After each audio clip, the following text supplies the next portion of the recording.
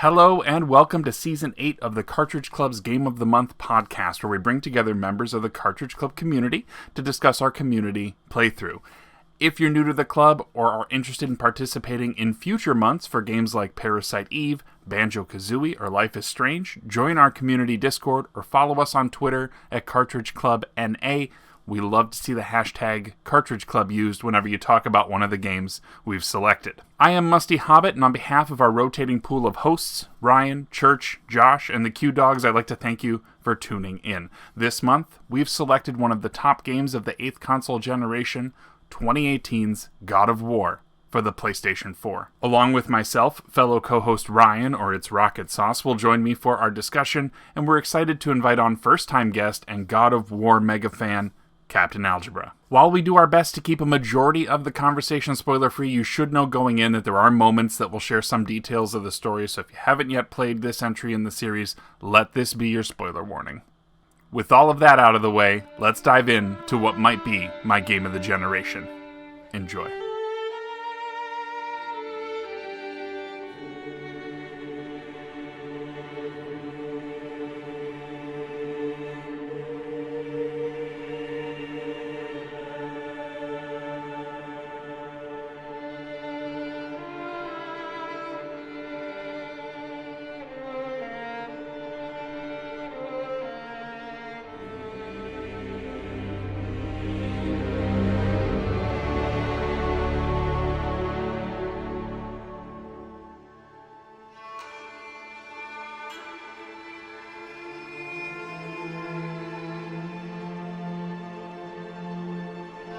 So, Cap, you've been out in the open about what this game series means to you, but for those listening who don't know you yet or maybe haven't heard you talk about it before, can you give us a quick feel for your history with God of War? Yeah, so I didn't actually start playing it until God of War 2 in college. It was my freshman year. My buddy got it day one. And I'd heard of the game, but I didn't really know much about it. And so I was watching him play. I'm like, this looks awesome. Kratos is a badass. And I've always loved Greek mythology. And so immediately, I think maybe the next day, I went and bought the first game and played through that, and then bought the second one so I can play through that. And it just quickly became my favorite franchise of all time. I haven't played the mobile games or Ascension yet. I've played everything else. And it's just, I don't know, I love the character. I love the stories. I love the mythology.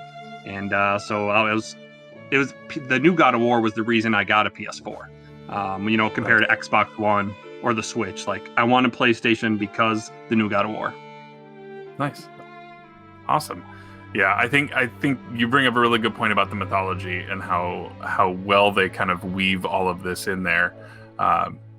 Ryan, do you have a similar kind of story, or what's your background with God of War? So my history goes back to the PS2, and I got it the same Christmas that Twilight Princess for the GameCube came out. And I remember I asked for it because I think it just looked cool. Granted, it came out a year prior, and I got the Greatest Hits edition of the game. That's the red case one. And I was more excited to play Twilight Princess. But that opening of Twilight Princess, really, it's like a slog. It takes really an hour to get going, and then you're stuck being a wolf. And I remember it wasn't hitting with me at first. And then I popped in God of War, and right off the bat, I was like, "This game is awesome. The violence is over the top, and it was just hitting all the right buttons for the age group I was at. I was probably a teenager or late teens for that. I'm like, yeah, this game's for me. And then every game going forward, it was a must buy for me. I remember I found it kind of weird that God of War 2 came out in 2007 when the PS3 was out, where I would have thought there would have been maybe even a PS3 version and maybe a PS2 version. But that was also when PlayStation wanted to have backwards compatibility with all their consoles. So I ended up playing God of War 2 on my PS3, and it just felt weird because there was no rumble features, and I don't know. I played it; it was fine. It just, I don't know, it just didn't look right. Maybe on HDMI, it wasn't HDMI. It was just playing on the TV for me. So I don't think the second one will really hit with me because of a couple of things. And it didn't sway me off the series at all. It's just one of those things where I thought maybe the first game stuck with me way more. And then I played the third one for the PS3, which was made for PS3, and I absolutely loved it. And I would say that was my favorite game in the franchise to today. I've played them all. I played them all with the exception of the mobile game. I didn't even know there was a mobile game until today too, because I was just checking some dates about these games, and I'm like, wait a minute, like cell phone mobile game? Yeah, really? Yeah. It's called. And I can pull it up here real quick because I didn't know about it until today. I think it's Betrayal. Betrayal. Yep, You're correct. Okay. Yeah. So it was one of those ones where I'm like, I didn't even know existed, but I imagine it's for I don't know, phones from 2005. So who knows how good it is. I don't know. It was a game I was not aware of until today. So I was going to say, yes, I've played every single game, but now I can't say that. I've played the two PSP games via the PS3 port where you can play on your PS3 and Ascension. I always found Ascension to be kind of like the weakest in the franchise. It's also one of the toughest versions of the game. But like I was just saying, I would say 3 was my favorite until today. And maybe we'll talk about it more, where I think 2018 now is my favorite God of War in the series here. Okay, excellent. Well, yeah, for me, I think a lot of my background kind of mirrors yours, Ryan. Like I remember playing the original, the first 2 on PS2. I have some like strong memories of like G4 reviewing it and me being like, yeah, I need to go now. Like that was just seeing that. I think it was XPlay reviewed it and was like 5 out of 5, and I was like, okay, well we should go. And I remember just getting the big Hydra sequence, like talk about just a way to kind of solidify a series right off the bat, like fantastic. I played 1 and 2. I did not play 3 because I didn't get a PS3 until 2017. Yeah, it was, you found it for me, Ryan, that PS3. And so I finally went back and played that. I played Ghost of Sparta as part of CC Portable, rest in peace, a couple Novembers ago. So I got to talk to Curtis about that when I was on that show. You should go check that one out because it was fun to talk about Ghost of Sparta. But I haven't touched Chains of Olympus. I also haven't touched Ascension. Regarding this game kind of has some memorableness to me in that it was the last game that I beat before we moved a couple years ago. So I was playing the entire time that I played this game, because it came out in, I think, April. We were in the middle of showing the house. So the house was in show mode, which meant that I couldn't have the old basement set up. I couldn't have all my books, like all of that was in storage except for a few things, and they were my PS4 and my Xbox and like a handful of games like for each.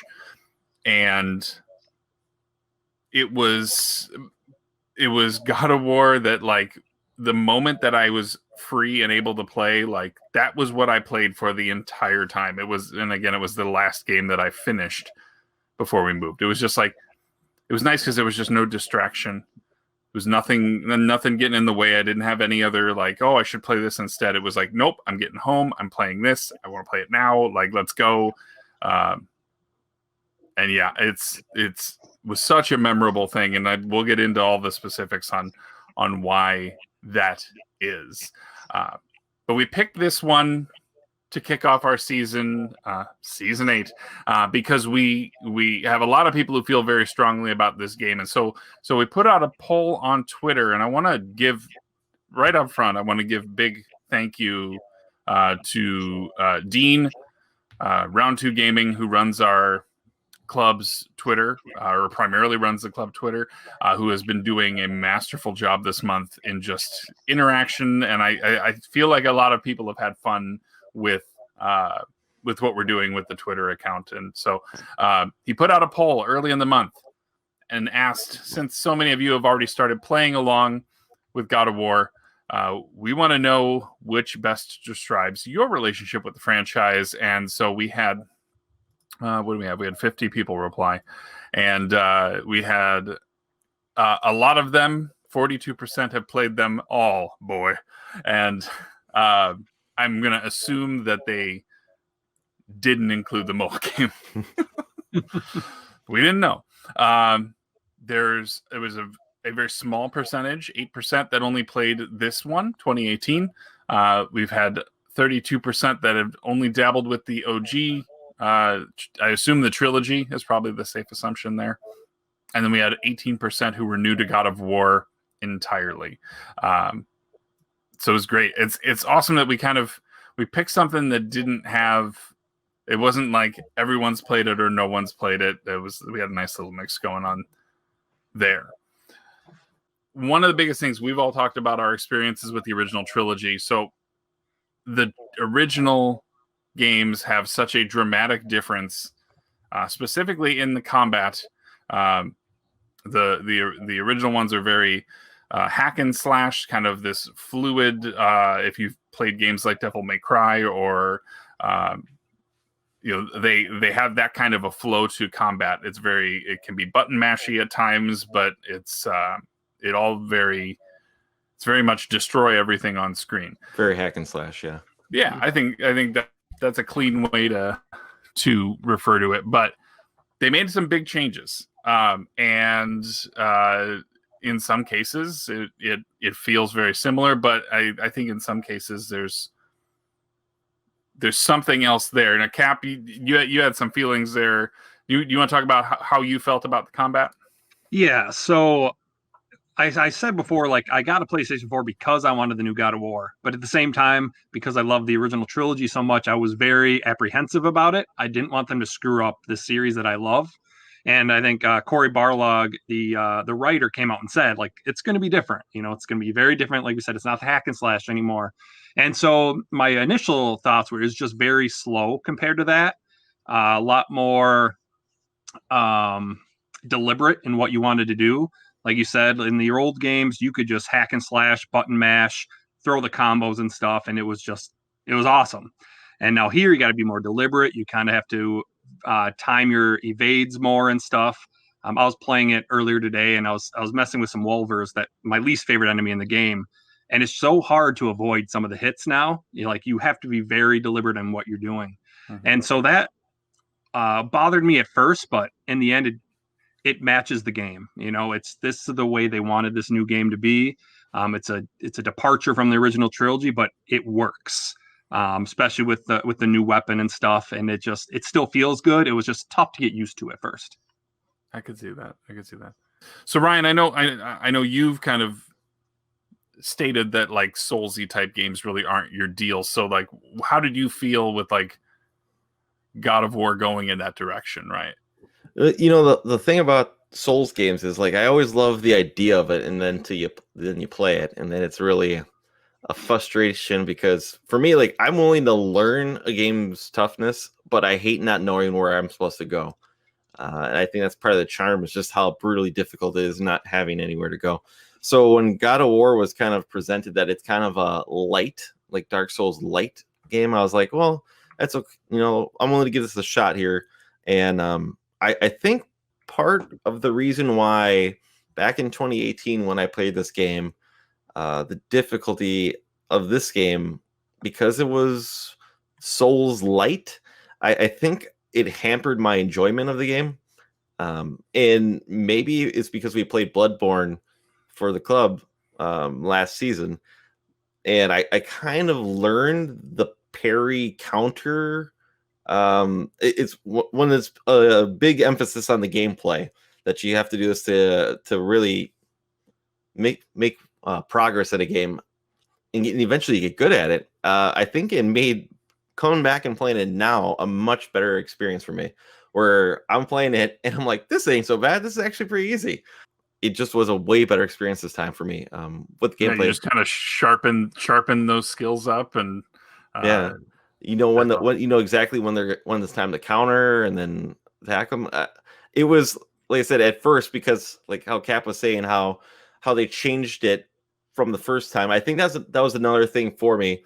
the change of what they did from the prior games, and like I said, up until this point, with the exception of the mobile game, I had an idea on how God of War games were supposed to play. And for the longest time, playing this game, when it's just the axe, I was telling myself, I was like, it's good. This is a good game and all. I just wish I had the blades back. And, like you just get good with the axe. It was just a lot of changes at first where at first it felt, I don't want to say it felt wrong, but it didn't rub me the right way with it was different, changes. right? Yeah. Like it was very, the timing was interesting with like, Infinity War coming out like roughly around the same time, and all of a sudden there's an axe involved, and yeah. Like I said, I really like the axe. I'm just gonna say that. No, I felt like it was a really good addition, and it just kind of it allowed it to be slower. It's a good weapon. It's a real good weapon. How'd you feel about it at first, though? Because for me, that's what it was. All these changes, the difficulty changes, the gameplay changes, the axe instead of the blades. Like I said, all that stuff kind of, like I said, at first rubbed me the wrong way, and maybe it left a little bit of I don't want to say a bad taste, but it's definitely kind of like, because when I look back to 2018, this wasn't my game of the year. It was number 2 on my list. Mm-hmm. So like I said, these little things I think affected my opinion of the game back in 2018, which now has since changed playing it today on the second playthrough. So for me, the axe did take a lot of getting used to. When I saw it, when they first showed it off, I was just like, this thing is really cool. But like, even just the first like tutorial battle against the Draugr that come in, I died in that first encounter. I didn't yet understand it, and I guess that's either that's an indication of like a good game setting and expectation for what's going to be coming. Maybe they meant to catch people off guard, to make people feel uncomfortable and make people kind of slow down a little bit. Because I feel like sometimes, especially in the what we can call the Greek trilogy, right? Like in that one, it was very frenetic and fast paced, and you're just it does get mashy, and if you get too mashy with the axe, it just doesn't flow very well. Mm-hmm. And as you start to unlock more abilities, and as you get later in the game, of course, the arsenal expands. You start adding in some magic as well, and the magic itself even functions differently than it did in the original trilogy as well. You're dealing with both a light and heavy runic attack, which have there's such a wild assortment. I was looking through, because I found myself really picking one and just kind of going, this is what I want, and this is the one I'm going to go with. And sometimes like I went back and watched a video that just kind of highlighted every single runic attack. I was just like, that thing looks amazing. Why didn't I choose that? Like there's some really cool stuff. But like I found myself just using, there's one attack called Njord's Tempest, which is the light runic attack with the axe, and it's the tornado basically. So he kind of winds up and rotates around and just kind of moves into a crowd, hitting all of them. And then as you level that up, you can keep the swirl going on. And I really like that. But that's like the second one that you unlock. And then I realized later on, I'm just like, wow, there's stuff where I'm like raining fire, and or like I'm using the ice beam, like you're one of the ancients. Like, and I was just like, wow, that's crazy. Like, did you guys, Cap? I'll go to you first here. Did you have a favorite runic attack, or were you kind of in the same boat with me, where you just kind of stuck with one throughout the whole game? Yeah, that's actually interesting. So I hadn't played it since it came out in 2018. And then I started playing it about a week ago to kind of get ready for the podcast and stuff, to refresh my memory. And so I went back to my old save file just to kind of look at it. And I didn't really remember many of them. I'm like, okay, this is the one I used, but I don't remember changing it up much. Mm-hmm. And now I'm playing it again, and I'm like, why didn't I use this one or that one? Yep. Like, there's so many awesome runic attacks. But I found myself leaning more towards like things where I didn't have to get close to the enemies, which kind of go back to the combat. In the old God of War games, I would, I like to run in there and just destroy everything. But with the Mhm. axe, I find myself throwing the axe a lot and not Yep. going near enemies unless I have to. So I went from a brawler like I am in most games to now I'm going to do a range attack. And so I do similar things with my runics. So I believe my favorite one for the light runic for the axe was the Fury of the Ice Troll, and it kind of just did a sweeping motion and just sent like a wave out towards the enemies and kind of knocked them back. And then kind of different since I usually do things to keep the enemies away. The heavy one for the axe, I really like the Frost Giant's Frenzy. And I think because it reminded me so much of stuff in the original trilogy, because you kind of just slam your axe down a few times on enemies, and it just felt very powerful. Yeah. And then when it comes to the blades, I thought I actually like them all. I was going back through it tonight, and I'm like, wow, every single one of these is awesome. Like, I want to use them all. So many of the Blades ones are stripped right out of the original games. Yep, and I think that's what I like. There's like the X, like I think that was the Wrath of Artemis, where like there's just that was like a combo finisher. Ryan, did you have one for the blades ones for the blades that you really like gravitated toward? For the blades, I didn't. No.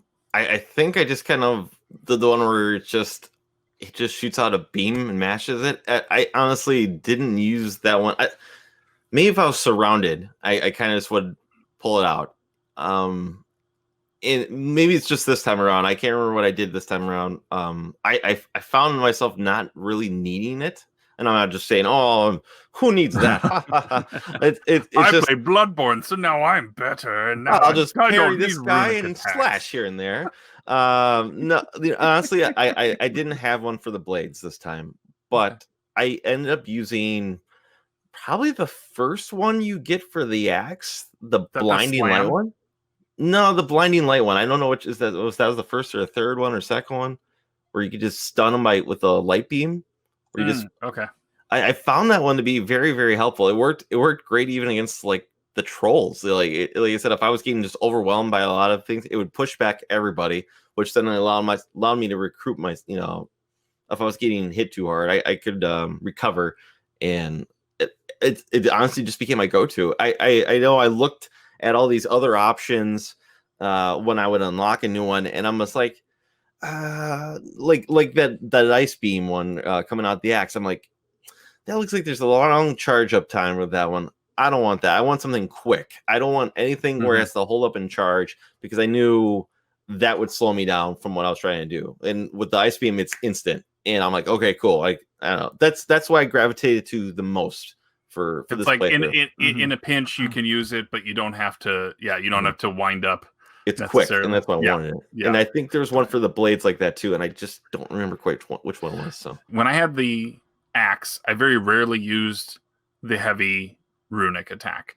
So the only one I used was the one where he like imbues the blade with extra frost, because it was a setup to then more hitting with the axe. That was my go-to. I never really prioritized having the runic attacks. The one thing I did prioritize is that each of them has a rating of like damage, frost, and one other characteristic.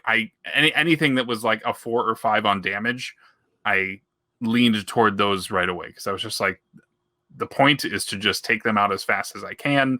I don't care if it's glamorous or not. I don't care if it's me just slashing with the axe, or with throwing from a distance, or using some of the other skills, because beyond just the runic attacks, there's quite a bit of customization, which we'll get to in a second here. The other big thing, and we've kind of missed bringing it up so far, and it was all the memes brought up the fact that that Kratos is a dad in this game, and you brought along your son Atreus to be at your side the whole time, and he is really creative in how they went about utilizing him in combat when you compare it against the first games. Because in the first games you had a bow, But now your son has a bow, and you still had control over him and Kratos at the same time. And I guess I'm curious as to how you guys, Ryan, I want to start with you. Like how did you utilize Atreus in battle? He's also one who could summon these ethereal spirits. How'd you use Atreus in the game? I used to kind of also, like I was just mentioning, how I use the runic attacks when panic being surrounded too much. Have him either stun the guys with some arrows, or he was really helpful for getting people who are above you with the arrows. If you could just look, he was really good at maybe getting someone. I can remember there's a part when you're on the boat and there's a couple guys just shooting at you from above, where if you just look at him, he can swipe them out with just a quick couple taps, basically, where you don't have to worry about having to throw your axe or trying to line it up with him. I know I used his wolf attack a lot. That at first I had the crows is a thing, because it was great for just whenever there's a mass and I'm running low on life, I would just hold down the charge attack that he would do.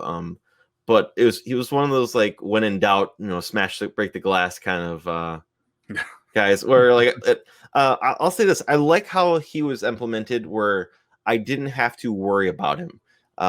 Very much like Elizabeth in BioShock Infinite, where she'll be there, throw you the ammo, you're running low. Bam, here, check this. Cool, great, thanks. I don't have to worry about you at all. With the exception, there was like one time this time where I think when the nightmares started pulling him up and he's like calling for you or something, help. That's the only time I can ever see, but most of the time he doesn't die at all. He might just get pulled away, and I guess you would have to probably redo it. So I really, really like that, where if it's going to be an escort where I have to have someone with me, I don't want to worry about him in a game. So I really like how he was implemented that way. Yeah, I'd have to agree with that. I was worried like it might be one giant escort mission, and those just aren't fun, So it was nice that you didn't have to worry about him. I'd say I used him often just with his arrows to get enemy stun meters up, or to distract him if an enemy was coming at me and I was, dealing with somebody else, distract him with a shock arrow or something. And I use the wolf summon a lot. And I don't know if I even ever looked at the other summons that he could do. The wolf one just looked cool and it attacked enemies. So I'm like, all right, I'm going to go with it. Yeah, there's some pretty cool ones. I dug the crows. That was my, at the end I had the crows maxed out. And so it was like 12 crows, and they would just go everywhere. It was just this. And I like the fact that whatever arrow power you're using would be impacted by that charge, by that summon. There was one that I got really late in the game and I wanted to try it, but I'm like, no, like not right now. It's a squirrel, and the squirrel will go find consumable items for you. So like health and rage meter boosts and things like that. So he could basically, in the middle of a battle, call out the squirrel and he'll dig things up for you. That's kind of silly. There's some stuff in this game that doesn't take itself too seriously, and I think that's nice, because there's a lot of this game that does get like kind of deep and kind of like on the level of like personal, emotional, that sort of thing. One of the things that we look at here, and if you go to the menu on this game, there's a lot of menus. You can get to the map, which is nice. The map I felt like did a pretty nice job, but you're dealing with a lot of things for Kratos. We have armor, multiple slots of armor for Kratos. Atreus has his own armor. Certain armor allows for certain enchantments, which you then get throughout your journey. A lot of this comes in through the shop owners, which are a pair of dwarves who are brothers, Brock and Sindri, who are pretty funny. To me, I felt like they were pretty good comic relief. Did you guys enjoy those two? Did you have any feelings about either of them, Ryan? You're introduced to Brock first, and it's a part where you have to help him across the bridge, right? Because he can't get his mule across the bridge. I think I like Sindri more, even though he's more grossed out by every little thing. I just liked him for how everything makes him queasy, I guess, and how he's this great, weapon remaker. And I guess the brotherly rivalry it's nice, basically, because they're always like knocking each other's work when they're both these master craftsmen. So if I'm going to knock one thing about this game on this playthrough, I guess I was not a fan of how the armor system works, and the fact that I hate having reducing anything. Basically, I wish everything keeps going up. I hate having to balance it out. Sure. If I'm going to knock that, I did not like that. It's a critique, not a major one, but it's one of those ones where I'm like always like, if I want armor, why do I want defense coming down? I get it because like it'll boost up your cooldown, or but to me, like, you can kind of cater your build to different things. Right. But I totally get your point. I Yeah. totally get your point there. So if I was gonna knock one thing, because like I really hate, I want to be, I don't want to take any damage. At least in this game's, where like a couple hits can take you out, especially going against like if you're level 3 and you go against like a level 5 creature, which happened a couple times, you get knocked out like in one hit. So it's one of those things for me where I'm like, maybe if I had better armor, but I don't know. Yeah, I really liked Brock and Sindri. I think Musty pointed out it was good comic relief for how serious of a game this is. And so I liked them both. I liked how they're so different from each other. Brock's kind of like the tough guy, and Sindri's like Ryan mentioned, he's kind of the guy who's grossed out by everything. I love like when you cut the dragon tooth out and you hand it to him, and he's like, "Oh, I don't want to touch that." It's like it was pretty funny. But I'd also agree. I don't love how the armor works either. I would just rather just keep improving and getting better. It is nice because everyone has different play styles to cater to what you want to do. But so I was always strength and defense. Like I want to keep those up. I really don't care about the rest as long as my strength and defense stays up. And I get kind of overwhelmed by that much customization. I kind of just don't want to have to worry about that kind of stuff. I don't think it was done terribly. It's just definitely not my favorite thing in the game. Sure. Sure. I want to pile back on this just a little bit more too, because there's some things I kind of agree with you. If there's one thing we can pile on about, like if you had to pick something, we might as well hit it, because I'm sure if you guys are feeling this way, that there are other people who maybe didn't enjoy the game as much as the three of us, who may feel exactly what you guys are feeling, only to a different degree. But yeah, go ahead, Ryan. Yeah, it was basically strength and defense. That's the two things like I worried about the most with this game. And maybe it's because of, like I said, the difficulty, at least from what I remember the first time, and how much I died on my first gameplay, the first playthrough of this game, where I'm like, I need to focus on this. And there's things on that list where I wasn't even quite sure what they did. And I'm sure I could have looked into it, but I was just not into, because I know what I wanted. There's luck, vitality, and for me, the one biggest thing is I found armor that I loved the look of, but it was weak in strength and defense, right? Or some of the top tier stuff, I don't know. I didn't like the plate armor on him. That's just, I liked the belts and the pauldrons and the Drake skin down the arm. That was my look. I feel like the armor I ended up using, it was a low level purple armor. So you've got common, rare, epic, and legendary. I think I think that was the scale. Yeah, I think that's right. And so of course the higher tier stuff is supposed to be better, but to me I felt good enough about how I was playing that I felt like I feel like I was hampering myself a bit, because I didn't want to wear big shiny plate armor, because that just felt out of character, especially when you start getting into now you level up this armor and now it has 2 enchantment slots, so you got to start figuring out which ones of those to go with. The logic would say always go with the best thing you've got, but some of them are the benefit to it doesn't help your play style at all. Right. There was some where it's you get a boost of vitality. I'm like, what? I don't even have any points of vitality. What does this have to do with anything right now? I will say regarding Brock and Sindri, one thing that I really liked, every time you would meet them as you would progress, there was this moment where they would take the axe and they would improve it, and all they did was hit it with their hammer. They just tapped it, and then they're like, okay, here you go. Better. And I was like, that, better, much better. It's that's funny. Good job, guys. I did like how the weapon, especially the weapons, in particular the axe and the blade, changed appearance as you leveled it. Like it got more like gold inlays and things like that, and just that I think was fun. But there were some things like once you get like a certain pommel, like you're just not going to change it. Like why would you ever change off of this one that I got? The levity that Brock and Sindri provide aren't the only great moments in this game. This game is peppered with all kinds of stuff, and they bring it to you in a ton of different ways. One of the big things we've already alluded to this, so maybe let's start with boss battles, because that's where we get to meet some of our big antagonists. And Cap, you in particular brought up two very early boss battles being ones that you really like. Talk about that first fight. You've kind of gotten through your whole like tutorial. You've got kind of a feel for things, and you all of a sudden you're back home and somebody's pounding on your door. Right. Yeah. So I just really like that fight because it was kind of like, all right, you've got your little tutorial. Now here, let's throw you to the wolves. Let's see what you can do.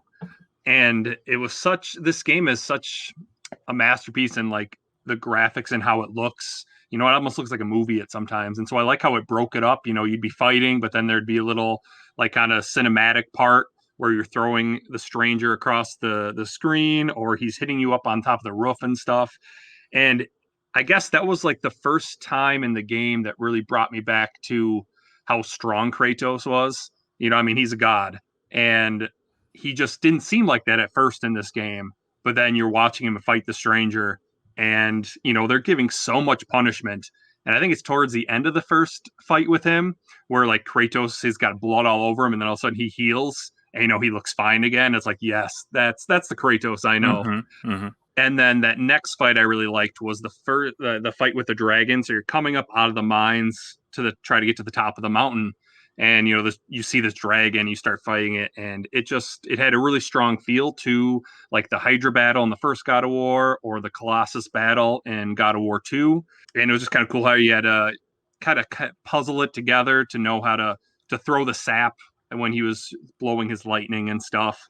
And it was just the dragon was so huge, and your Atreus was so amazed that you could take down a dragon. And I just thought that amazement by Atreus made the moment even better. Well, at the beginning of that fight, you like get into its mouth, right? And like you're just hitting the roof of the mouth with your axe, and it's just like, what is it? It's so cool. Yeah, it's real and cool. then the end when the head's falling and Kratos doesn't even move, and you just like end up in his mouth, like so badass. Like nice, Kratos. I think it's crazy that with that fight, they show you how to use the sap once. They show you how like the explosion part works, and then they give you one chance to throw it, and then you're into the battle. And it's like here you go. You just learned a thing. Let's go. Yep. Ryan, did you have any other boss battles that you really liked? I would say probably the last fight with Baldur might be my favorite. And that has to do with the switching. One of the things the game does is your weapons will have effects on some. Your axe won't work on some enemies. Like your axe won't work on ice enemies. Well, you'll have to resort to throwing it aside and just using your hands as an option until you get the blades, and then the blades work great. So in that final boss battle, it's one of those moments where he's switching back and forth. Baldur is switching back and forth between kind of an ice version of himself and a fire version of himself, where you have to keep adjusting your blades. And I really like that, where I think what is I was so comfortable what I knew I was doing, that I really enjoyed it, where I was even using Atreus to stun him. I was switching my arrows to stun him when he's making his attack, where I could then either, if I missed something like that, I could counter him with the parry. So I don't want to say it was a cakewalk this time through, but it was much easier playthrough, where I remember the first time when he shows up at the door, I died like 10 times, like trying to figure out how to fight him. And then eventually the Spartan rage kicks in and it all goes nice and easy. But by this time, the second playthrough, that final boss battle, I had a really good time, just because I guess I just really like switching between my weapons to counter his switch. So I would say the final boss battle. Final boss? Yeah, it was my favorite. Yeah, that was pretty cool. There's some moments, especially like in the culmination of that. I won't go into detail as far as like who's doing it, but there's some big set piece kind of stuff happening, which is just wicked. A little bit of a, I would say, almost made a little bit of an homage, maybe to the second game, at least with the Titans, how they were. Sure. I kind of remember stuff like that. So, yeah.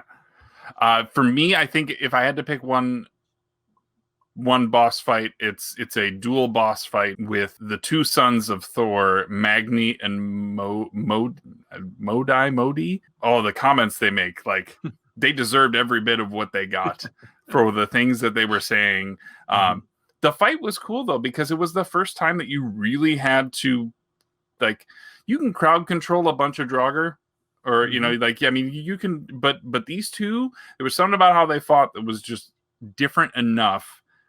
And then there would be these moments where they cause the entire room to just become fog filled, and you have to guard Atreus and be aware of where their attacks are coming from, which is just kind of it's a glorified QuickTime event, but it was still like it was a cool thing to kind of throw into the mix. And if you failed at it, you failed hard. Like it was not so good. But there's some big implications that come out of both of those fights, or well, out of that fight, and then there's later things that involve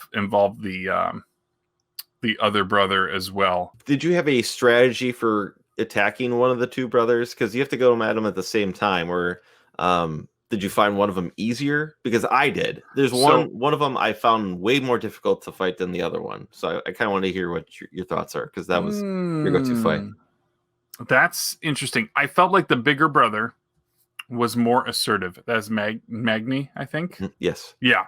He was far more aggressive. I found dodging him while having Atreus fire arrows, just keep going. If there's an arrow there to fire it, right?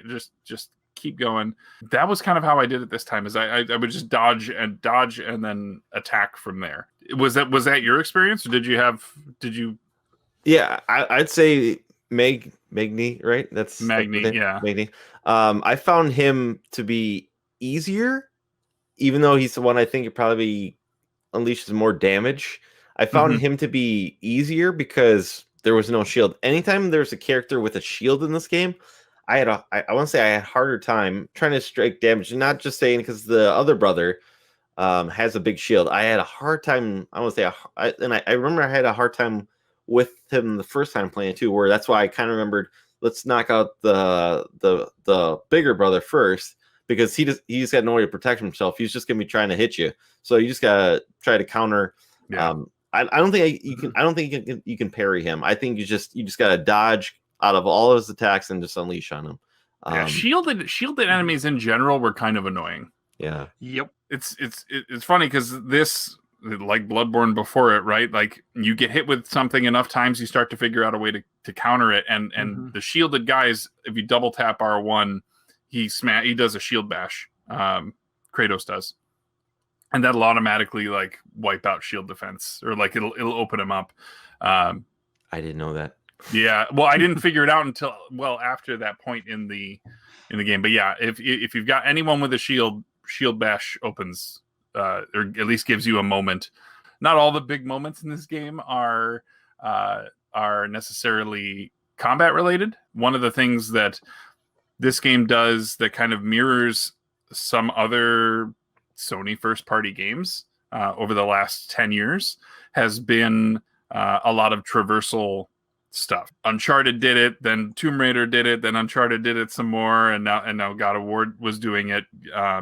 And so you would have a lot of climbing moments. There was one that I really enjoyed early on, where you need to get a piece of the giant's chisel so that you can break through these locks that are on these doors. You have to use a giant statue of Thor's hammer to break the ice to get under, and the whole thing is you climbing up this, and you have little moments of fights, but then you've got moments where you've got Atreus like hanging on your back, and then like there's moments where he's getting thrown and you're just like grabbing him at the last possible moment, and like there's some stuff in that where just like you hear the joy in Atreus's voice because he's having fun doing that.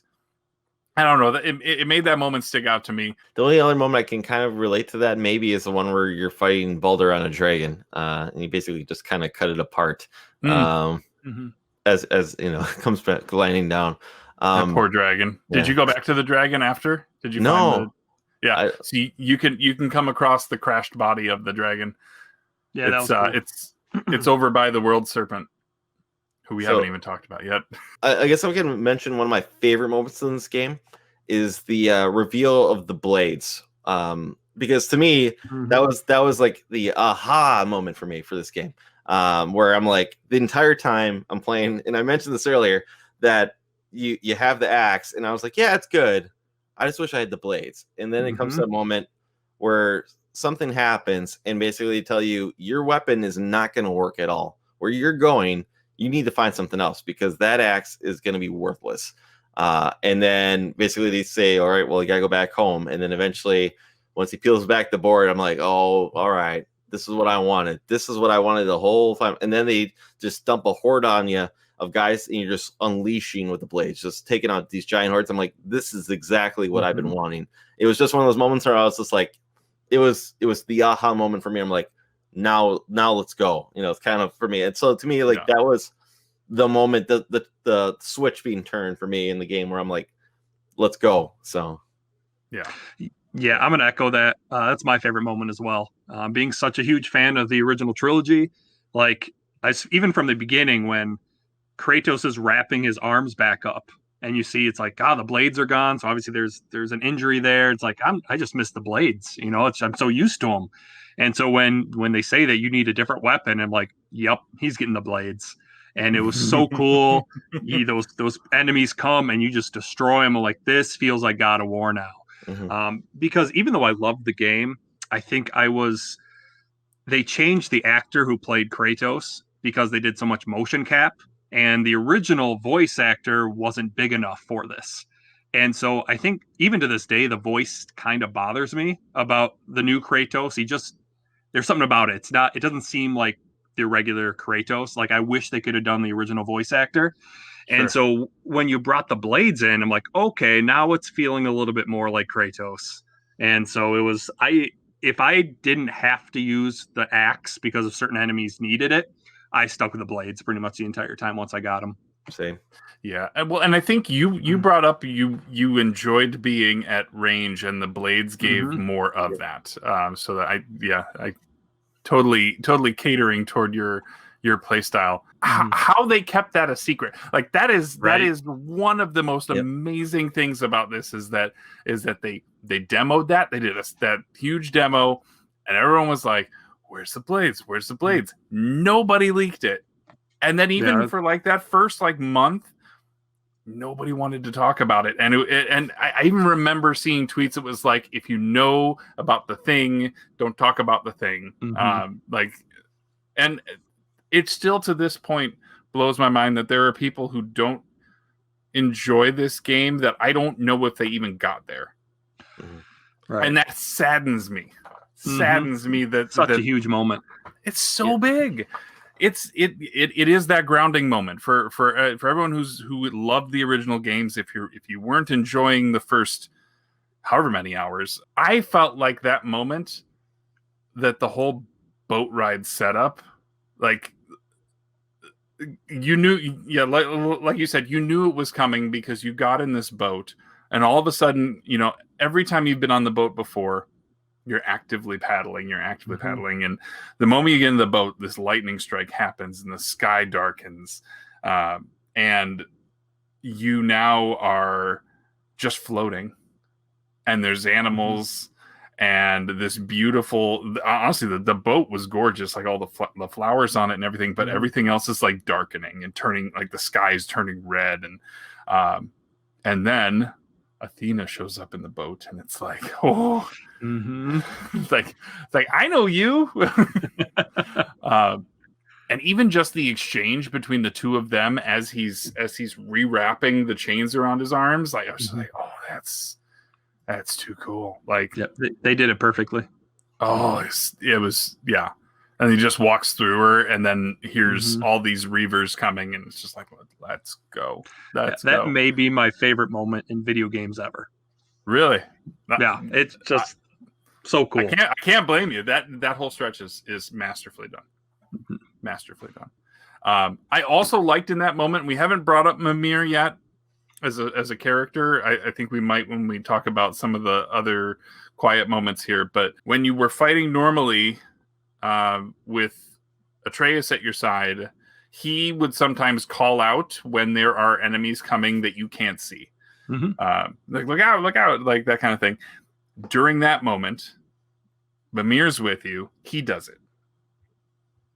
And he calls out, so the fact that the camera is so closed in is kind of compensated for by having a character who's going to give you a bit of a heads up. It reminds me of Hellblade, which it came out 6 months to a year before this. It reminded me of moments in Hellblade because of similar aspects that were kind of alerting you to threats that you couldn't see necessarily. So one of the big things, one of the big kind of world impacting characters, but also just kind of mechanics that happens is that in Nordic lore, there is the world serpent, who is this massive serpent that is supposed to battle Thor as part of Ragnarok. Now he you don't realize it at the time, but you're sent to go to this giant lake, and it's just this wide open lake with some things poking out, statues and things like that, just kind of breaking the surface. And you then you read something that says, I think it says like throw down your arms or something like that, and you launch your axe, and suddenly from under the water comes this world serpent, and he's just so massive. Like the sense of scale on him is like it gets almost scary the first moment that you really get him, because he gets in like super close, and it's like just the way he fills the screen, and then the booming voice is just really cool. But then as he lifts himself out of the water drops, and then suddenly you have access to some new areas. And this happens at least one other time, and it's a really smart way to take an open world, and instead of just saying here's a new area, which they still do that in this game, but it's like here's the area you had, and here's even more to it.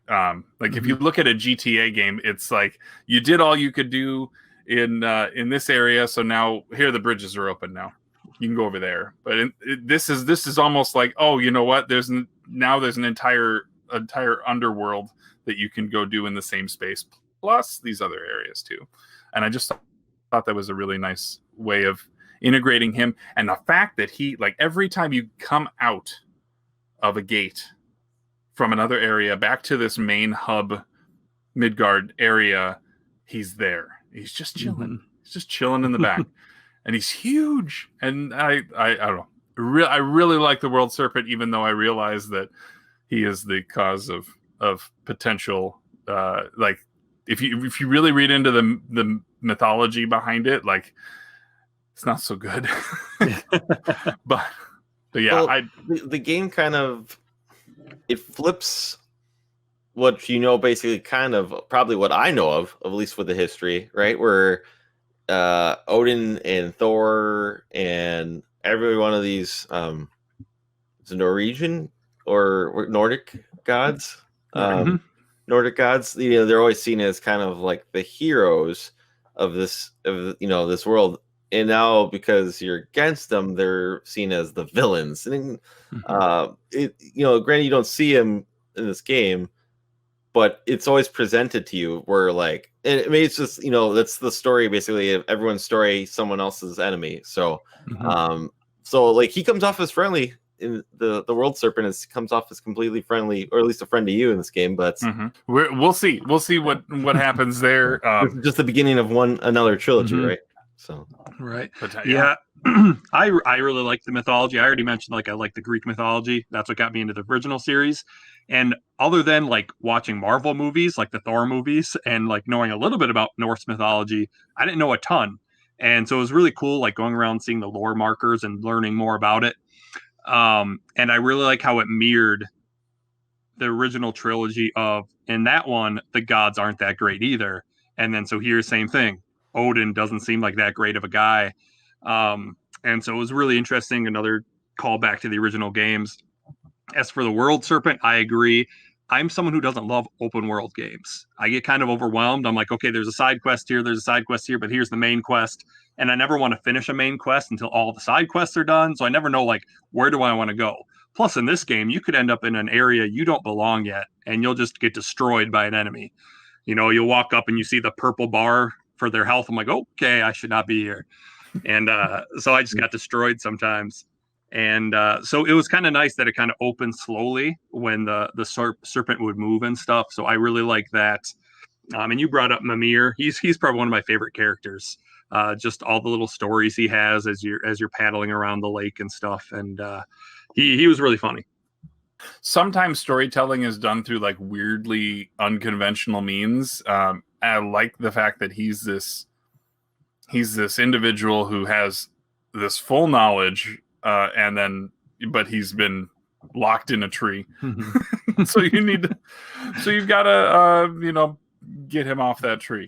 But the animation. So not to put too fine a point on it, Mimir is a dismembered head that speaks, and he sits on Kratos' hip for the entirety of the games from the moment that you get him. But isn't he like the eyes of for Odin, or he was? Yeah. Yes. Yeah, he was like an advisor to Odin. And then it's one of the stories that Mimir talks about, how Freya and Odin got married because he said it could be a good idea because Odin was the Aesir, and then I think Freya was the Vanir, and they were kind of always at war. And so he's like, well, we need to end this and put them together. And so because that didn't end well, that marriage, he put him in the tree, and you couldn't get him out unless you took his head off. And then found a way to reanimate him. Right. Yeah. It was really cool. So the animation I was going to talk about is when you get into the boat, Kratos, because Atreus hops in the boat in front of you and you get into the back part.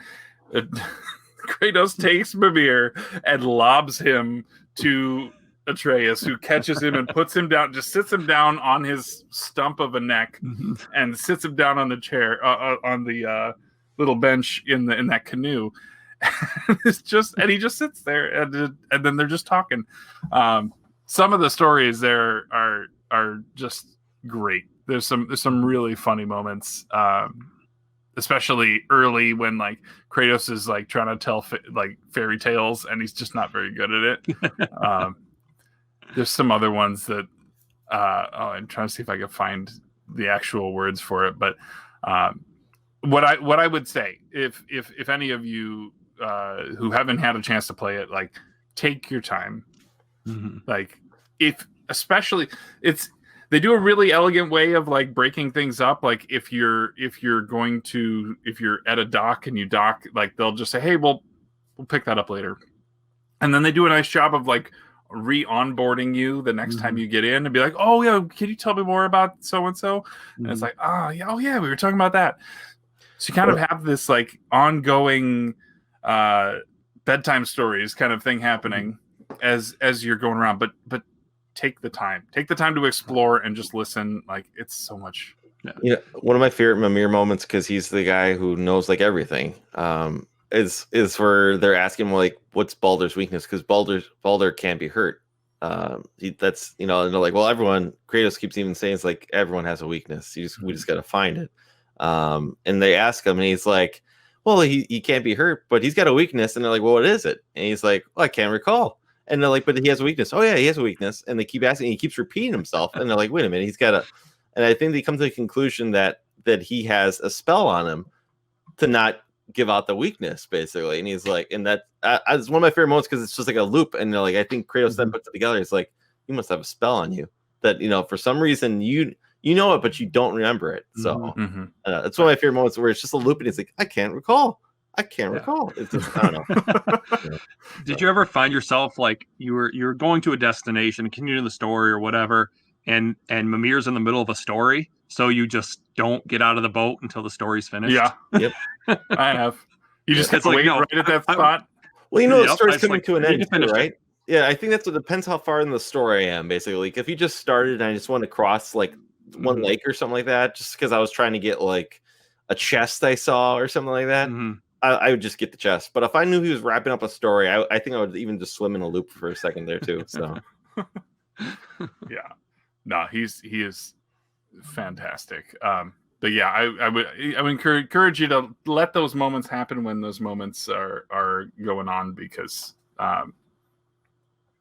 the script writing in this just is extremely well done, and like every moment of interaction between characters and the portrayals and the voice acting and like all of that is just top notch. Let's see. There's more going on though. Obviously, there's plenty of stuff. You said it's open world. There's a ton of collectibles for those who are interested in that, except for those damn ravens. Oh, they're the worst. Those are those ones where it reminds me of GTA 4's pigeons. We're referring to the Eyes of Odin, right? Yes, yeah. So there's birds that are flying around, but then there's these birds that are like spectral and they're green, that are effectively Odin's eyes throughout the world, and you have to destroy them. And there's 51 of them, and they aren't marked on the map. You kind of have to. So part of it's like, if you're going to do it, you should probably just get a walkthrough. But then you should just make sure that you're following the birds walkthrough from the beginning, because if you try to like go back and retrace your steps and be like, did I get that one? Did I not get that one? You're just going to end up rewalking the entire game again. And if you want the platinum, you're going to have to do it. But and I'm not even sure what the reward is for it. I'm sure it's potentially worthwhile. It may just be an enchantment or something, but there are other side quests though that I would say are worthy. Do you guys want to touch base on some of the stuff that like maybe you don't have to do, but you probably should? Yeah, definitely the Valkyries. Now I'm going to be honest. I usually complete games if I play them. I have yet to complete God of War, even going back to the 2018 playthrough. It was such a long game compared to the other games that I wanted to move on to something else, even though I loved it. So I'm hoping this playthrough I'll actually complete everything. But I like the Valkyries because it's the biggest test of your abilities and how well you know how to fight. Everything else you can figure out pretty easily. But some of the Valkyrie fights, like, they test you. You'll die and die and die, and they have such big health bars, and it just takes a while to take them down. But it's so worth it when you learn their patterns and how to parry them and stuff. Like, they're very fun fights when you learn how to do them.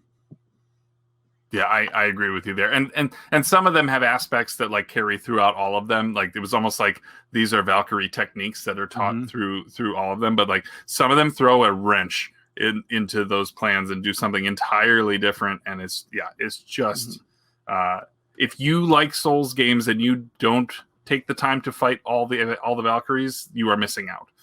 We'll say that. Absolutely missing out. There was one I mentioned. There's one that has a smaller arena, and she has unblockable attacks, and she's the one who has, like, she puts up a big shield. You hit her once, her wings come out in front of her. You've got to break that to get attacks in with her, and it's just it's a really tough fight. It was the biggest challenge that I had in this playthrough. Now, I will say, if you want the platinum,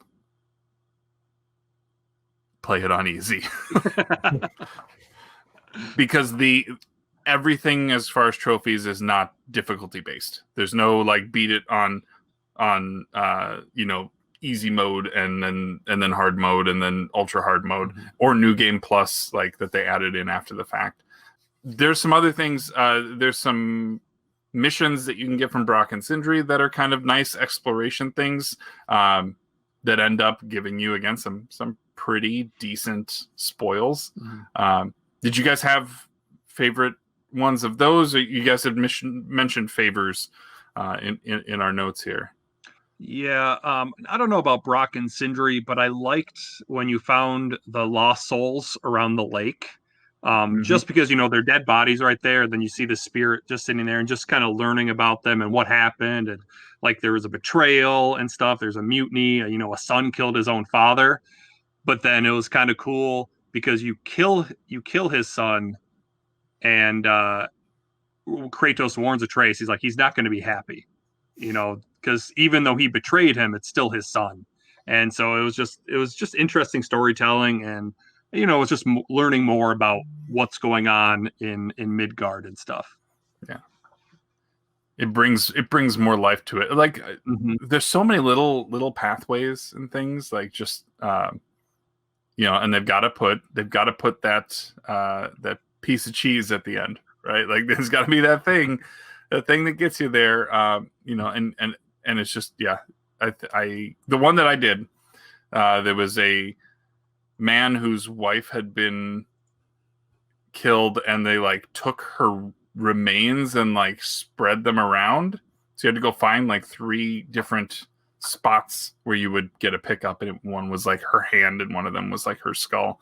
You end up bringing her back, and the whole promise this whole time is that there was magic that could reanimate her, and therefore if we could reanimate her, then maybe they could reanimate Atreus's mother.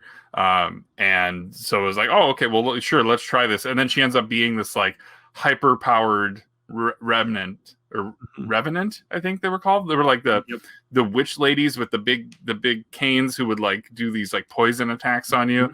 And so all of a sudden you go from like, yeah, we did this good thing. It's like, oh no, we're fighting. Again, just fun little things there. Ryan, did you write down this Easter egg? Yeah, I did, because it's something I discovered like a week ago.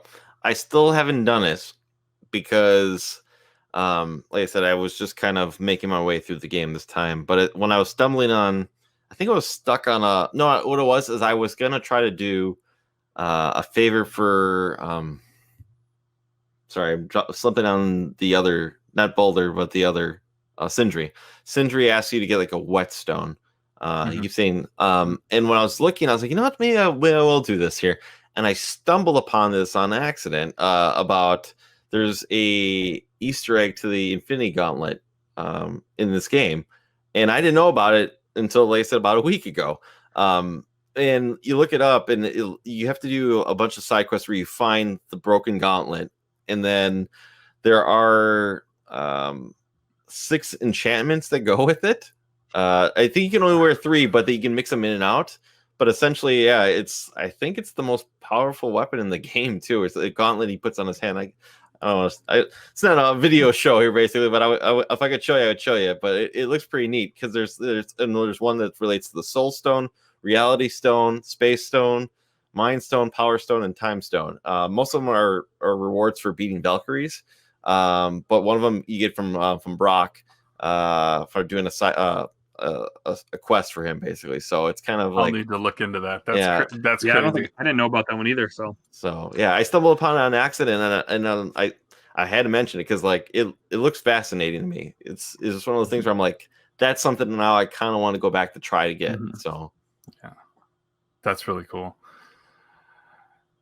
All right, so do you guys have? I have one more favorite moment that ties to the story. Do you guys have others that you want to touch on? because there's kind of this like there's this one overarching narrative that we've kind of alluded to aspects of the narrative, but we really haven't hit it too much because the narrative is really good, and I want to encourage people to go play it and talk to us about how much they enjoyed it. But there's a part of the narrative. One of the big things is Kratos doesn't want to share his history. Like he's afraid of his history with his son, and justifiably so. He sees the cycle that happens with gods. Like he knows from his own history that like there's not exactly a happy ending for gods, and so he just doesn't want to tell him. But at one point, he basically makes the decision to do that, and he informs Atreus of his lineage, and Atreus turns into, like, I'm going to use some strong words right here. I hate Atreus during this section of this. Yeah, during this section, he just turns into a brat and an overconfident, just. Oh, we're gods. We can do whatever we want. And I was just like, are you like? And it gets to the point, and whoever in the design lab that said we should do this is a genius, because this whole time you've had control over Atreus. You've been like, okay, I need an arrow, fire the arrow, or like like I need. He was always there when I needed him. During this stretch, he does not respond to button presses. He does whatever he wants, even if it keeps you from getting the arrow when you need the arrow. Like they managed to fit the story into the combat in this stretch. If you didn't notice it, try that stretch again. Even though it's just so frustrating. Oh, he just turns into this. He turns into this cocky prick, and I don't like it. I don't like it. That moment, though. I mean, I'm not a father, but I could see it with my nephew. I like my 10-year-old nephew. Like let's say like there's I don't say he's cocky moments, but the brat moments. Where I'm like, all right, I'm gonna say I'm not gonna yell at him or something like that. But I can recall maybe there's a moment or two, and Kratos has it with him revolving his mother. I don't say like it was moments like that from my childhood, but there's definitely a moment where it's a father-son moment, basically, where I don't say gives him the voice of God, basically, kind of moment, basically, where it's one of those moments where in the game where he's like, I will not let you talk about your mother that way, or so. It's kind of one of those moments, right, when he's being a brat, where I think he's asking to hold the mother's ashes, and he's like, you are not worthy of doing that stuff, and he's like, I will not. And I was like, basically kind of those moments where I don't want to say but gives him the business, but it's definitely one of those moments where I was like, yeah, I remember my father had a moment or two with me growing up as a kid. So I think it's just moments like that where you're right, where I can't stand him because he's being a brat, but I get moments, basically flashbacks from. It's so real. Father. It's such a real. There's some real emotions that come out in this game that you don't get with a male protagonist that often. And I think that's some of what makes this game special. It's not perfect, and I know that there are people like I know that there are people who will take those words that I just said and take them out of context a little bit, but there's moments, and like you said, like as a father of a young boy, like there's stuff I already see, like little nuggets of things that happened in that back and forth, where I'm just like I don't know if this is Cory Barlog taking something out of his own life and like reflecting it in the game. If it is, like it's a great way to portray that relationship. And I like there's a moment, there's a line where Atreus says that he accuses Kratos of not caring about mom. And he tells him that, mind your tongue until our journey is complete. One of us must remain focused. Don't mistake my silence for lack of grief. And I'm just like, oh, Like you got to be this rock solid. You go from being the guy who's not around that often to now being it. Mm-hmm. And then going on this mission. Like it's so cool. And I don't want to go through the process of like breaking out every little piece, but there's some like really personal, like heartfelt moments. Mm-hmm. I thought, because Atreus is kind of like always seems afraid of Kratos during the entire game, and then he learns he's a god and he kind of becomes a brat and stuff. And I was kind of always wondering, like, why didn't Kratos like stop that sooner? Kind of like put the fear of God into him a little bit. And I kind of equate it to, in the original trilogy, Kratos was kind of like that. Think about all the stuff he said to Athena and to the gods, like, no, I will do this. You can't stop me. No one can stop me. And so now Atreus is kind of that cocky guy now, but Kratos is older and stuff, and he's wiser, and he's like, okay, like, you can't, So I thought it was interesting that he was kind of letting Atreus make some mistakes and hopefully realize, okay, I can't quite do everything I want just because I'm a part god. But I also really love how they took Kratos, who was a super aggressive, assertive guy in the original trilogy, and how much they made him a full character with emotions, and you can tell he cares, and you didn't really see that in the original trilogy. And so it was really interesting how they did that. I didn't know if they'd be able to, since Kratos was so full of rage, but they really did a really nice job with it. And it goes back to how good of a narrative this is and how well it was written. Yeah, I agree. Well, let's roll in. There's I want to give you guys an opportunity to kind of give your own kind of last thoughts on the game, and maybe some suggestions if there's people who are like, well, maybe I should play, maybe not. Like, if you want to kind of appeal to those people who might be on the fence, or any other like last thoughts you want to have. I do want to then hit with some comments from our own community, which I have a number of them, which I was actually really pleased at the kind of response we got to that this month. So, Ryan, I want to go to you first with your kind of, go ahead and tie a bow on some of this. Sure. And it's like I said, I know I've said this earlier, but up until this point, like, I don't know if I like this one the most. It was one of those ones where I thought it was a really, really good game, but after replaying it the second time through, I really enjoy this game. Where at first, like, I wouldn't even know if this would be my top 5 for the PS4, and it's probably number 2 now after replaying it for the second time.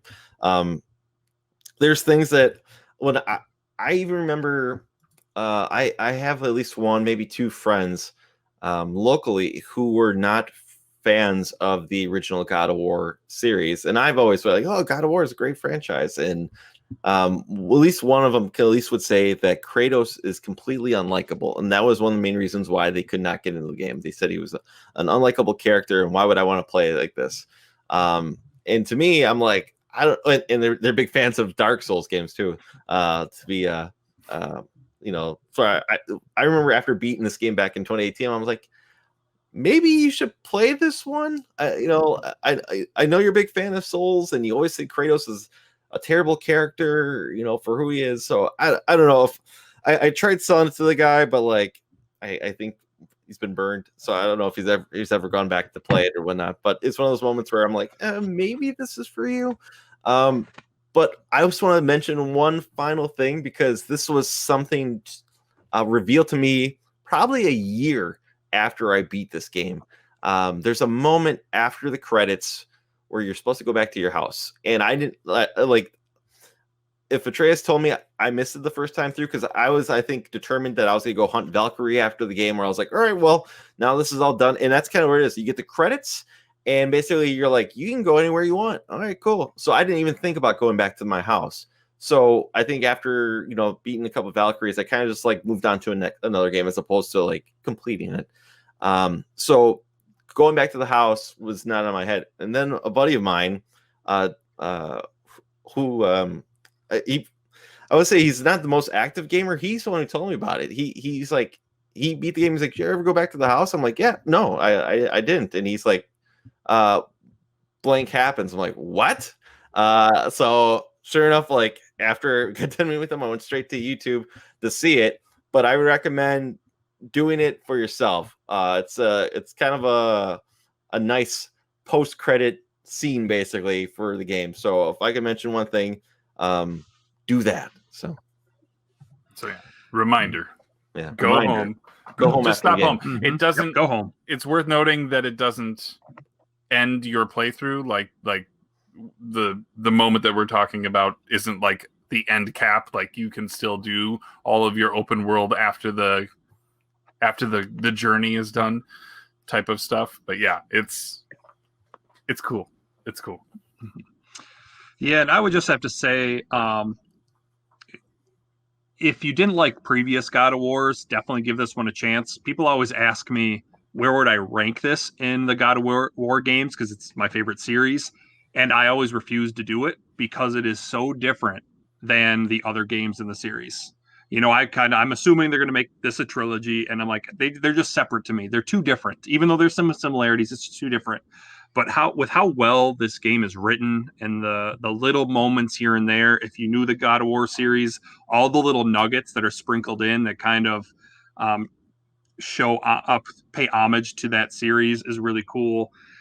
And it's a beautiful game, and you just got to give it a shot. You know, I always say, don't listen to reviews and stuff. You got to make your own opinion on a game. So I would say, just try it. Take your time, try it. If it's not for you, fine, but give it a shot. And I would really recommend.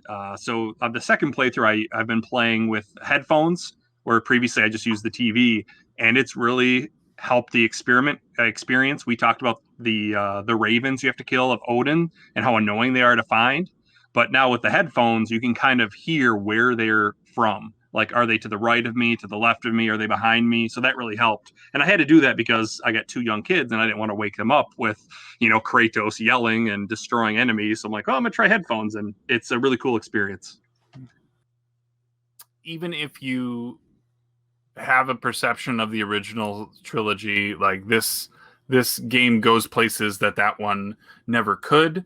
And at the same time, I can't wait to see what's coming. I think they've set up this world to be so unique. There are areas in this. You have this kind of realm traveling mechanic, and there's sections of that you cannot even access. Like, they're there, the gate's there for it, but you can't go there. I'm very intrigued to see how they go about weaving this into the upcoming. It's hard to call it a sequel, right? It's the fifth game, but yeah, the second game in this kind of new version of God of War. It is among my favorite PlayStation 4 games. It may be at the top of game of the generation for me at this moment, but it was my favorite thing I played in 2018, and I couldn't recommend it more highly to anybody. So play it. Take your time. Play it.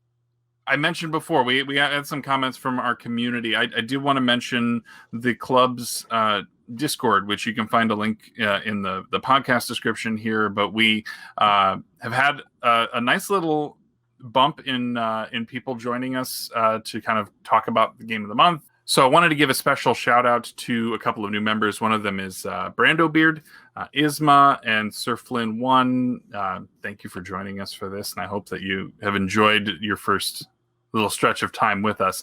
On that Discord, also, there was some supplemental material that Dean from Round 2 Gaming had identified, and I would encourage you to go check those out. There is a documentary called Raising Kratos, which is quite good. There's also a video featuring the motion capture for Kratos done by Eric Jacobus, who's the actor, and it kind of tells some of the story about how they ended up tabbing him to do Kratos' motion capture. Really cool. Like, a very short video, but definitely go check that out as well. But we asked the community to say, hey, did you play along? If you did, what'd you think? And so we have a few comments here, which I'll read through. One from Isma, who said they didn't finish the game yet, but they're almost finished, and they want to say it looks phenomenal. I played old God of War on my PS2, but this one marked me, he says. The relationship between father and son, the story is so well written. The soundtrack throughout the game was amazing too, and Last but not least, the camera that just keeps you immersed in the whole thing. Love the combat and the challenges. Excellent game, boy, he says. Round 2 Gaming, Dean says, this was my game of the year in 2018. Enjoyed the original God of War games, solid 7s and 8s. This one, though, was an easy 10. Playing through a second time, I stand by that score, he says. How can you take such a one-dimensional character like Kratos, who's been established as the epitome of anger in the past installments, and convincingly give him an emotional arc that resonates to the player? It's amazing. Mix that with an epic soundtrack, gorgeous visuals, talented voice acting, and quite possibly my favorite melee weapon in any game, and that to him is a masterpiece. So it sounds like Dean maybe liked the axe. It's a real wordsmith there. We have Bard Snagglebug. You gotta get that right. I don't know, Snugglebug. He says, a character mechanically deep in the original games in an adventure that forces the character to turn inwards without ever lessening the mechanics at play. It truly is what a sequel can be if taken care. We also had Playa's Guide, who says this was his first entry into the series, and it was an immersive experience from the gorgeous scenery to the ongoing stories told by Kratos and Mimir. The game required no pre-existing knowledge or experience of the previous games, but it did grab his interest, and he's going to go check those out. Good choice. Everything was right about this game and extremely well balanced, from the tone and music, the control and cuts, the right amount of difficulty in combat and puzzles, perfect progression. And then we also called out on Twitter for a couple others. We had Chase Mad Gamer at Chase Mad Gamer. I love how the story develops between the father and son. The graphics are amazing, and some of the monsters are hair-ripping, LOL, he says. And then we had one last one from MB_Proxima. Said, I really like it. Looks great. Gameplay is enjoyable. Great mix of puzzles and hack and slash. Loyal to the original PS2 games while mixing it up and bringing something new. A fantastic game. I'll be playing it into the new year, probably, as gaming time is very limited. Haha. So thank you for your comments there. We did put one last poll out, though. We asked, where does God of War 2018 rank for you? And an overwhelming 53% of people called it a masterpiece. Another 26% said pretty damn good. And then between people who were like ho-hum on it and then people who didn't enjoy it, that was only about 20% of the overall people. So thank you to those of you who sounded off in those polls. I'm sure we'll continue to do those with our future months. So that is going to about do it for the season premiere of the Cartridge Club. Now, we do this every month. So if this is your first time hanging out with us and listening to one of our shows, we do pick a new game each month. We've actually planned out through the early part of next year already. And so for the month of October, we like to do something a little spooky. We have selected one, and we've had quite a good reception for this choice. We are playing Parasite Eve for the month of October. I'm super excited. It is available on, is obviously a PS1 game, but you can also get it on PS3 or PSP through the classics there. And we're looking forward to having some people join us to talk about that one. November is going to be a big one. Ryan, you put your foot down on this one and was like, I want to play this. And I said, let's do it. He said, "You do it, Ryan." And I said, "Yeah, okay." No, it was a game that I've heard people ask for it back when the Bros were the hosts for years, and it's a Nintendo 64 classic, and it's a game that I've come so close to beating it, and I never done it. So we're playing Banjo Kazooie. It's one of the, like I said, it's one of those. I love 3D open world platformers. It's a lot of fun from what I remember. It's available besides on the N64. You can play it on 360, your Xbox One. It's on Game Pass. It's I imagine maybe with a second analog stick, it might have a better camera. So I'm debating. I kind of want to stick with the 64 myself personally. I don't know. I'm interested in seeing if it's still as much enjoyable as from what I played 20 some years ago, probably playing this game. So that's my biggest thing I'm looking forward to with November. That's exciting. That's the biggest thing in November that you're excited for? Well, some of us can't pre-order a damn console right here, so yeah. I guess that's the one thing I'm looking forward to. The best way that you can interact with us if you are interested in participating in future games of the month would be to interact with us on Twitter at Cartridge Club NA. You can also go to our Discord where a lot of our community has live discussions going on there throughout the month. You can also check out historical chats about previous games of the month over on our forums over at cartridgeclub.org. On behalf of the Cartridge Club and the other hosts of this show, I'd like to thank Captain Algebra for joining us to talk all about God of War. Cap, where are the best places that people can find you and your content? And is there anything you're working on? Yeah, so I'm on YouTube, Captain Algebra. I make a couple edited videos a month, but mostly do live streams Tuesday nights and Friday nights. Tuesday nights I play either requests that people want to see me play, or I just play a game I want to play. And then Friday I'm going through my Genesis library from A to Z and checking them all out. As for things I'm working on, I'm finally getting down to work on my top 10 SNES game list. So I have an NES one out that was pretty radical. Not many games on there would you find on other people's top 10 NES list, but my Super Nintendo one is pretty typical games you'll see, but it's going to be a fun one. Awesome. We definitely look forward to that. And of course, we'll have links down in the show notes for you to find Captain Algebra over there on YouTube. Ryan, aside from being one of the other hosts of the Cartridge Club, where can people find you? Sure, you can find me at Twitter at ItsRocketSauce. I also have an Instagram with the same handle, and I'm mostly in the Discord. So if you want to talk about the games of the month or gaming news or anything big with the Cartridge Club, I'm there. So hit me up there. Fantastic. And for me, again, I am Musty Hobbit. You can find me on Twitter at Musty Hobbit. And if you're interested in old original Xbox reviews, you can check me out on YouTube. The channel name is Xboxer Briefs, and I've really been putting a lot of attention into that over the past couple months. Hope you go check that out. Anyways, I think that's going to do it for now. Thank you for joining us for another month. Looking forward to a really powerful Season 8 CC Unite.